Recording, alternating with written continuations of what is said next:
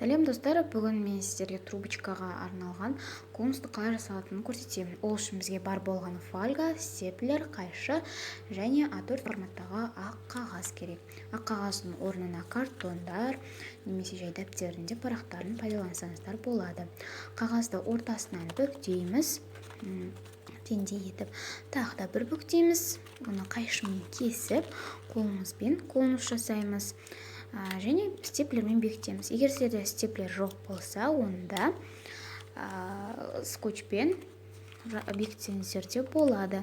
Одан кейін сыртын фольганың размерін кішкене үлкенірек қылып кесіп алып қаптаймыз. Фольга жоқ болса, пергамент қағазымен де қаптасаңыздар болады. Бірақ фольга өте дұрыс, өйткені бірнеше мәрте пайдаланғанға жетеді, әрі қамырыңыз жабыспай, піскен кезде тез-тез сусылдап түсіп қалады. Бұндай дайын темірден жасалғандар бар, бірақ өзіңіз қолдан жасасаңыз өте ыңғайлы.